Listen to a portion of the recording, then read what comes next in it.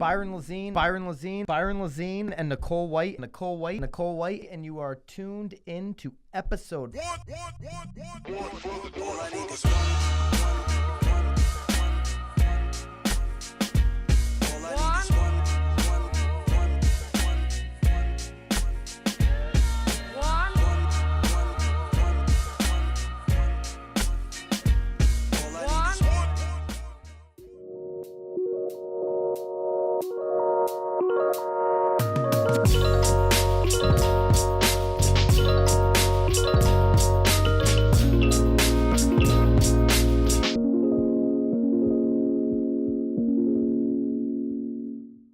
This is Byron Lazine and Nicole White, and you are tuned into episode 50 Oh my gosh, I didn't even of realize The it. Real Word.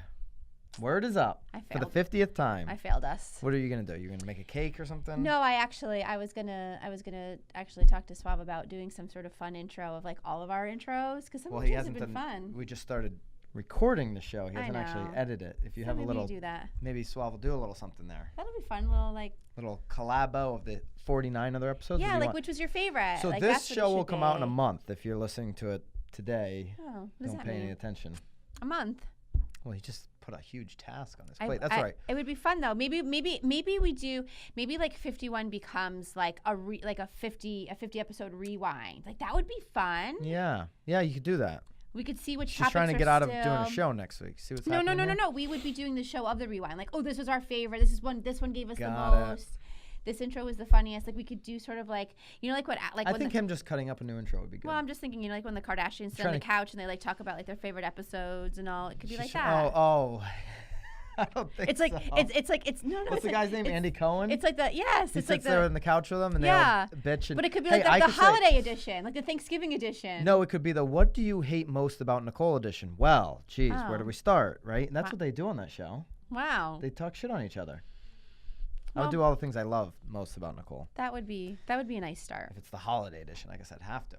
Yeah. So we have a pretty serious topic though on episode 50 for our main topic though, which is everybody, if you're not aware of this, you've obviously been like living under a rock or like totally out of the country. Even if you're out of the country, you probably should be hearing about it. Yeah. Heard about this.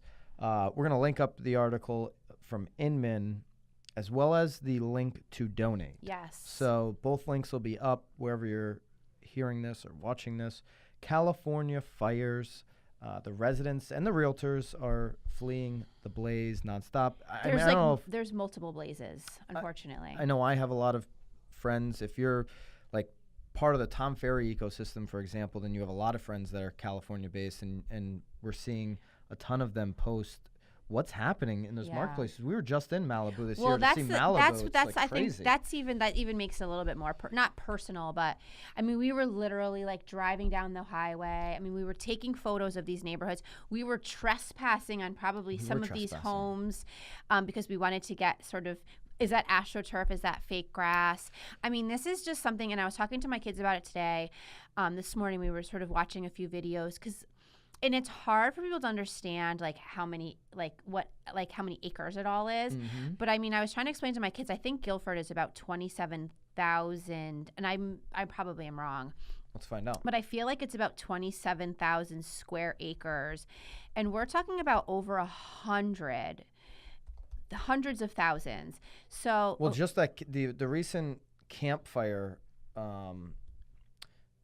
one, which is Northern California, Butte County, is across 90,000 acres. Just that one alone. Yeah. So we're talking about if you're in Connecticut, it's like the town of Guilford, Nobody town knows of where that is, by Brantford. the way. I know, but like our town is gone. Like, and so are all of the neighboring towns.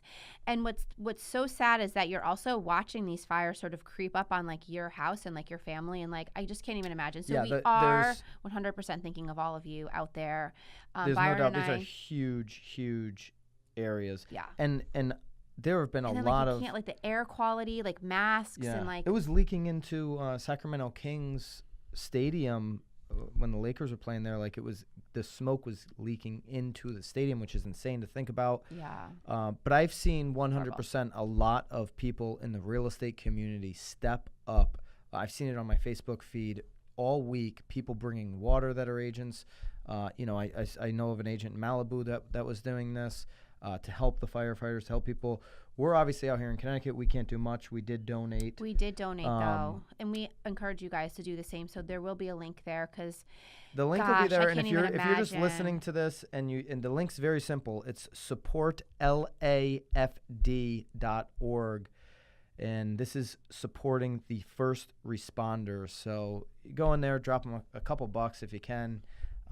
Everybody's effort will go a long way, I'm sure. For sure, right? Yeah. So we are thinking about you guys. All right, let's get into the Rackets. If this is your first show on episode 50, we apologize. That means we haven't done a good enough job of getting the information out to you. We're usually on Inman every single week. But the kind of theme here is we do the main topic, which we just did, and then we do 3 rackets. And the first racket today is, what is the first? That's the fire one. The build up. You're doing some build up. I do the build up and then I let you down. Here. All right. This is actually here on episode 50. Racket number 1 is by far my favorite racket ever. Wow. Of all time. I feel like I've heard that on multiple occasions. You sure?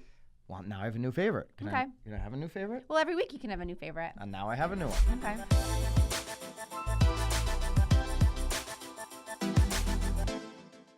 Number of realtors nears its all-time high. We are in November of 2018. Look at that, 1.367 How does that make you feel? million. Yep. I am not the least bit surprised. I have to say, I feel like even just in the last year, and no offense to any of my friends, because lots of them approach me, if their kids are now out of the house, I've some maybe going through a divorce. Or they just, they see that maybe we're having a good time sitting in front of the microphone. The Nicole White fun factor. There's crazy amounts of people that are, hey, that looks fun. I can do that. That looks fun. Lots of people signing up. Well, here's what's happened. And it's interesting. This is an article I urge you to go click on. It's an Inman article. Teak Wiggins, staff writer, wrote the article. He shows you the trend line. He even has a nice little graph here. The same thing happened leading up to 2007. The last peak. Well, because everyone just thought that it was just easy and you could just make a lot of money and don't have to do anything and I can still work out and drink my coffee. You said at the top of the racket, 1.367 million members. Great. In October of 2006, there were 1.371 members. Ooh, we beat them. Listen. October 2006, the market leading up to that went up year over year over year. It's done the same in most parts of the country the last 4 or 5 years. So does that mean there's potentially a crash coming? Like these two numbers move up together, the amount of agents, the market being good. Because here's what happens, and this is why the NAR numbers are high, and they're going to go back down again. Of course. When the market's good, people get lucky. Okay, and agents jump in because there's easy, lucky money. Everybody's buying deals. Everybody's selling deals. Yeah. You can get in and you can just fall into deals. Cousin Louie's going to get a deal. Your aunt's going to get a deal, and you do 3-4 deals, and you're good. Yeah, you drop some money into some Zillow leads. Yeah, so that's a total racket. You've got agents that are just flying by the seat of their pants on their seat. No, the seat of their pants. Seat of their pants. Yep. They're flying around nip with seats and pants and shit. Nip them in the butt. And they're just doing random deals. Right. What's not a racket is the agents that actually get in today, and I think the number should be high. I think there's tremendous opportunity in this industry. If you're going to take it seriously. And I think you should be joining today if you're thinking about it. You should do it now. You shouldn't wait, because what's about to come, which is a correction, is the opportunity for all the good agents to take more market share, to get more recruits, to add to what they do, to literally take over all the agents that are going to drop out, take over that business. So if you can make it through what's coming, maybe not next year. I don't know that next year is our 2007. I don't think it will be. And it probably won't be for us locally because of some things happening here. But if that's what's coming maybe in 2020, right now is a great time to get in if you've got the chops to make it through what is going to come eventually, which will be a 3-4 year pullback. Yeah. Because if you can make it through that, if you can do deals during that time, Yeah. you're going to be really valuable when the good gets going again. When did you get your license? What year were you? I got my license right before things started to, Connecticut, if you think about 2011, 2012 timeframe, it was 11 or 12. If you think about that time frame, it was bad, and a lot of people in Connecticut said it was bad. Yeah. But at that point, it basically hit the bottom. Yeah. So it was at the very bottom. For sure. And then it went up. Yeah. So a lot of people would say, well, you don't want to do it at the bottom because... I got in the bottom. I got in my license in 2010. But I didn't even know it was the bottom. I was like so covered in like kids and like I just... Covered in kids? Yeah. I need a shower just thinking about that. I didn't even realize, like I just didn't even realize it. I was just so desperate to like get out of my house that like I didn't. And it's funny because everyone always asks me like, how long did it take you to do your first deal? I think it took me well over a year to do my first deal. But like now we have new agents that are able doing deals right off the bat. Oh yeah. So I mean, again, it was a totally different market. But I also like, man, did I build my database off of those open houses? Because that's all I had. You know. So it's interesting. I don't think it's a racket, and I don't think it's a racket for those of you that are getting into the business. No. What I will tell you is not all of you will be in the business in 4 years. The numbers are close to 90% of you will drop out of NAR by year 5. Right. So, not saying that to scare you. I'm saying that to get involved with the right team. I just had someone... Or motivate you. Maybe you're saying or motivate the crap out of you to go brand, like build a huge brand. Do it. I just had an agent, though, that DM'd me the other day, and he said, here's my situation. I've been a great agent 10, 15 years. I am not motivated to build a team. I'm not motivated to manage people. But there's a really smart entrepreneur who's building a team in my marketplace. They asked me to be a part of that. Yeah. They just started this a year ago, but they've got the vision. They've got the money behind them. Should I jump on board? I said, absolutely. Right. Things are only going to get harder. We're only going to get more constricted. Get in the right vehicle and do it now. For sure. Well, and if it's I would say if it's the right team, you want to make sure it's the right team. And that's what I asked him, and he said, here's why I think it's the right team. He's built other businesses, this person, and then came into real estate. Mm-hmm. He's got the money to invest. He's building systems and operations. I'm a great agent, and I've got past clients. I need to plug into a system. Right. I was like, dude, do it. Yeah. It's a no-brainer. Well, especially, I don't know where he is in his lifeline though either, but like how great that you could start bringing in leads, giving them off to other people. They're the people that you trust because they're part of your team, and you're building relationships with individuals on that team that you do trust to hand off those leads. It's just, it's a win-win. If you're on the right team, you are going to do less of the work that you hate. Because if you're a real estate agent, I got news for you. You're supposed to be a salesperson first. So you're supposed to be selling. Yep. You're supposed to be out there getting deals done, which means you probably hate uploading listings to the MLS. If you're on the right team, that's probably going to be taken care of for you, and you're not going to have to do that work, which means you can focus on more of what you love, which is get deals done. Right. Racket number 2. Yeah. You ready? Completely related. Completely related. Completely related. You have all these new agents running around, and you have this 60-year-old realtor, and she was from Connecticut, I'm sorry to say. Fairfield County. Fairfield County realtor arrested after stealing money from an open house. Have you ever stolen anything? Is this a racket, or is this like have I ever stolen anything from an open house? No, I have not. I want to go on the record here since Nicole asked me the question. I have never stolen. Well, I have stolen a water bottle before. Sometimes if I'm really hungry, I have to take like a cracker or like a. Or you just make yourself a sandwich. Nicole I don't do sandwiches. Sets up, pickles. She gets the pickles and the mustard and the mayonnaise out. Cheese board. Yeah, a little. I do the dishes after. What do they got for wine? No, stop it. $19.99. Should I open this? Yeah, why not? Oh my gosh! Now you're making me look like an asshole. Sometimes I just need a cracker. The most I've ever stolen from an open house is a glass of water if I was parched. Okay. Yes. But no, I've never stolen from an open house. I do try to steal Wi-Fi passwords all the time when I'm at which is like the jetpack. There's like a bug in here. Yes. Anyways, this lady, Darcy Allison Sledge. Should I have given her name like that? That's a long name. Well, it's in the headline. It's in the headline. You got like her mug shot on there too. We're gonna link up the article. Little Darcy thought it was a good idea to steal money from one of Connecticut's and it's only $136. Like, what are you doing with bedrooms. that? How much did she steal? $136. $136. And like, and they were euro bills. And it's talking about the medium home values in New Canaan are $1.25 million. It doesn't say if they did the exchange here, if the 136 was in euro, or it says it amounted to approximately 136. So I think they did the exchange down to American money. Yeah.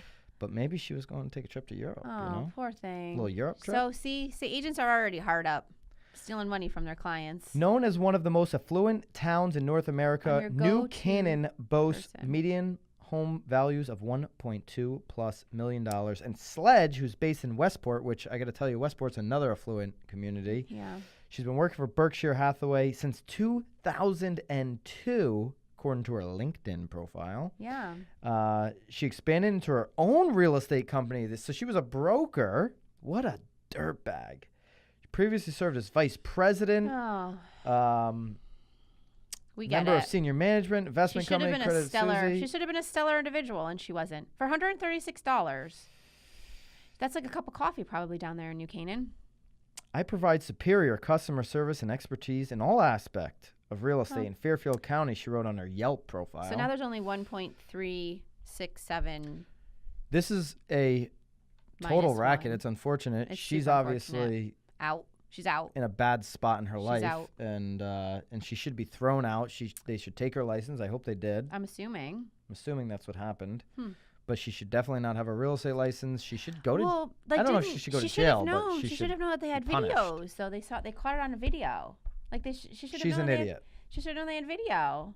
I wouldn't trust her. There's a photo of her. We're really beating her up over this $136, but it's a total racket. You shouldn't steal. Kids at home. It's a hard time for realtors, I guess. Do not steal. Racket number 3. You ready? I'm ready. Nicole sent me this one, so if you want to tune off no, it's now. Fine. No, come on, stop it. Everybody's super excited. I think what's super interesting about the whole thing is that I feel like. Are we going to tell them what it is? Yeah. So Chip and Joanna announced that they are starting their own network. Now, it is owned by Discovery, which Discovery is the parent company of HGTV. With Discovery to create another network. Right. So it sounds like it's all pretty incestuous, like they're all kind of sleeping together, which is it kind of it makes me feel a little bit better about the fact because I was sort of surprised that HGTV was just going to let them like walk away like that. Like, I think their contract was up, so they had the leverage. It probably was, but still, they had the leverage. I mean, they had the leverage and the money because here's what I like about Chip and Joanna: they're business operators. Yes. They have a real estate company. They have they own a restaurant, a venue where they do events. They have a restaurant. They have a furniture. They home design maybe consulting. They do all of it. They have a lot of different companies. These guys are operators. They're business people. Yeah.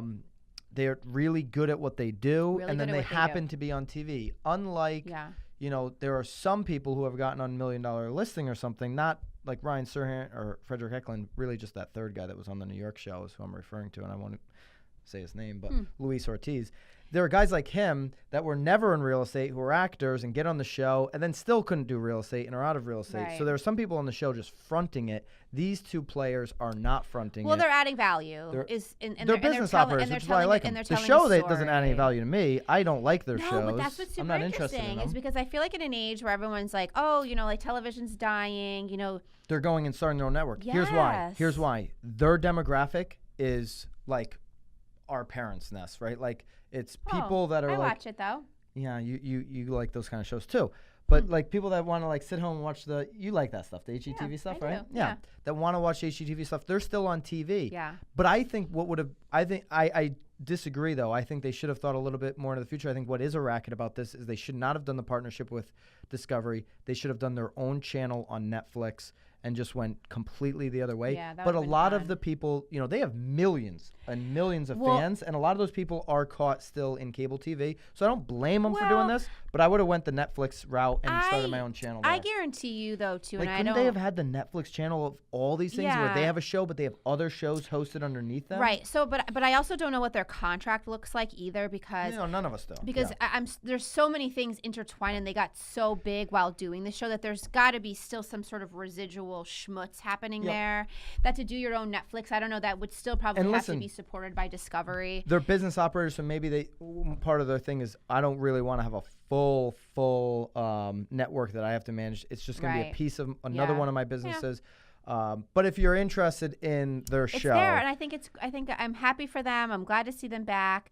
It's funny though, because when I was down in Texas, they were sort of complaining about Chip and Joanna down there, because everybody now wants like their house shiplapped, but like you can't afford to get your whole house shiplapped. So they were actually complaining about the fact that Chip and Joanna sort of mislead into people believing that they can actually, because a lot of their things are probably donated or given or, probably backed, by some national. So it's been actually a little bit difficult for builders down there to. They do nice stuff. They do beautiful stuff. She's pretty brilliant. Yeah, she is. So she's got a good team. Yeah. Gotta have a good team. So I guess congrats to them. I don't really care. I mean, whatever. You did it though. You were a good sport. Yeah. You were a good sport. All right. Way to go, Chip. That's it. Joanna.